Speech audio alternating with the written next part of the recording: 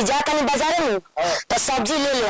अच्छा आलू नहीं खे, दाल नहीं खे, तो सब आधा आधा किलो क के आ लेके चलन। ठीक बा बबुआ, 10 रुपए का खैनी चुना ले लिया। अच्छा ठीक है, ठीक बा, ठीक से जाए। ठीक ठीक।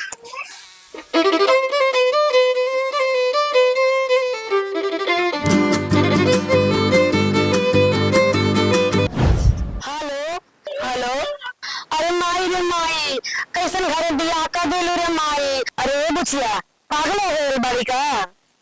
अरे ये सब ना बोलल जाला रे पागल, हमारे से बहुते काम करावा तारे सब। दिमाग से काम ले, दिमाग से काम ले बहनी। एक काम करम तो जल्दी तो घरे बुला ले पहले। बबुआ गई बा काम पे, ना तो हम ओकरे के भेज देते। अरे भाई कितना झूठ बोला ली रहता है, जब काम करती ना रहता झूठ बोला ली। अबे थप्पड़ मार तो फेंका देबे। हाँ तो ठीक बा अम्मा जी, कहे के तो कह देनी अपना बेटी से कि चल आओ।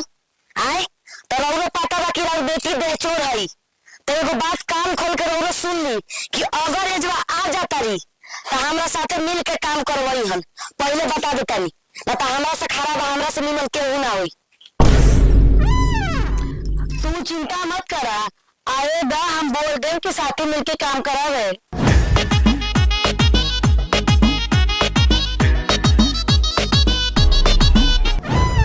नानी तो कहा तू काम नहीं कर ली और हमका मारा ली ना। तू चल चुपचाप, तुझे बताओ तेरे घर चल तो। नानी तो कहा खीर पूरी हो खाई पूरी।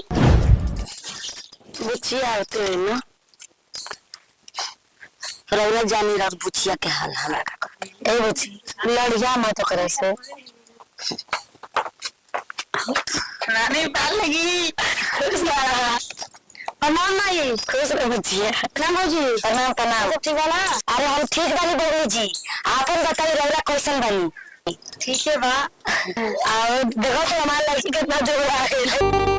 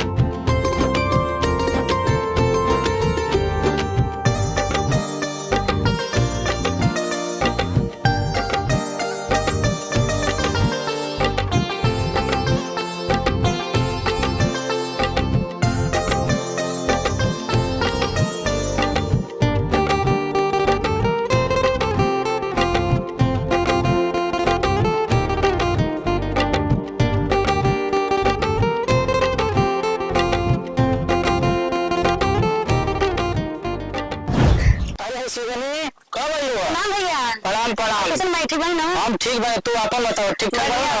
सब तो ठीक है बा, बाकी बड़ा काम का बताओ सर। ठीक बा ठीक बा। ए माई चलो तो चल खेत में, फिर धान देख ले और जो घास उस लाग गेले। चलो बाबू चलो।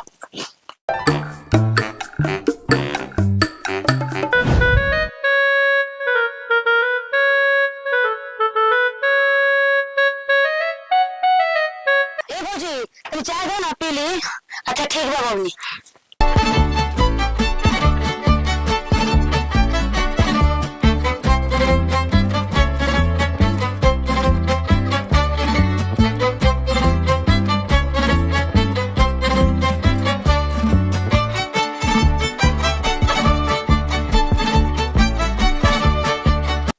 बबुआ कहाँ दिखात नहीं कि आओ के मन कर दीवार पर खेलत हो के। हाँ अच्छा कहा तनी कि तनी चाय पी के आ दीवार पर से लकड़िया लिया देती, खाना बना देती, काहे कि खेत में से भूखाई नहीं लो। हमसे ना हुई, मेरा कपार दुखाता, तू देखो कर लगा।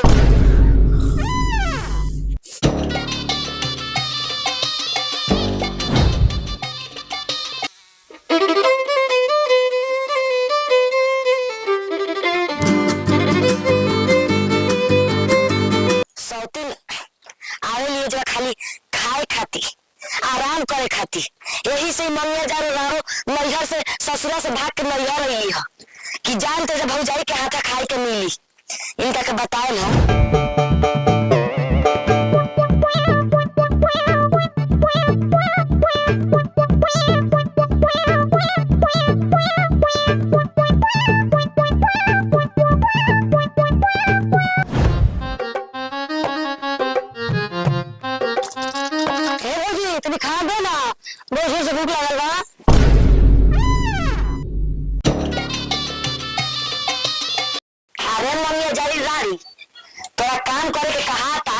काम कर दे तो कबो कपार दुखाता, कबो डार दुखाता, कबो हई दुखाता। आए आ खाए खातिर तो मुंह नहीं के दुखात। और तोरा को छोड़ ना मंगे जा रो, तुम्हारा कपार खोलू ना मुंह तार कपार फूला।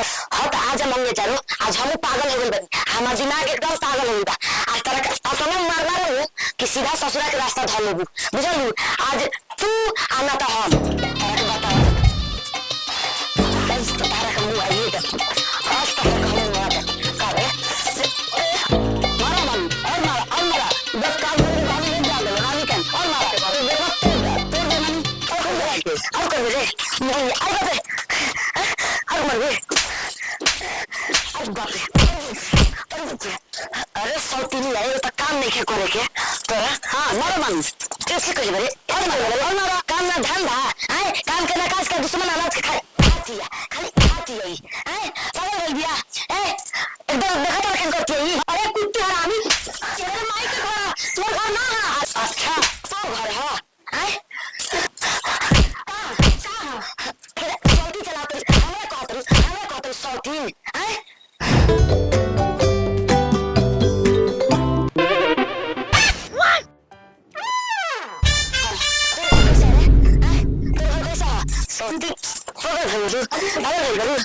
आज एकरा हम लगा देम एकरा काज में वाइए दे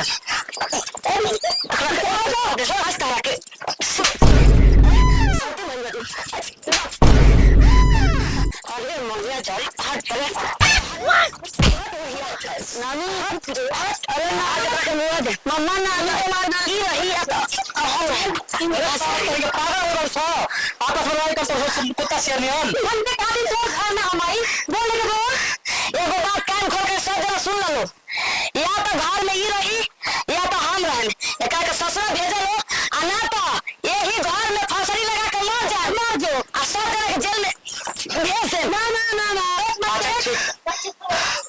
हमने कहा एकरा के छोड़ देली ससुरा ठीक बा तोरा के कोनो दिक्कत नहीं आज के बाद ठीक है भेज एकरा ना भेज के मुझे रुक जल्दी भेज ए बाबू ले जो अपने माई के ले जोड़ा भी लेके जा सकता चल बैग ले लिया सब बैग ले लिया रोक लिया तेरे सौती लिया चलो बैग ना रख चाहिए हां ठीक बैग लेके जाओ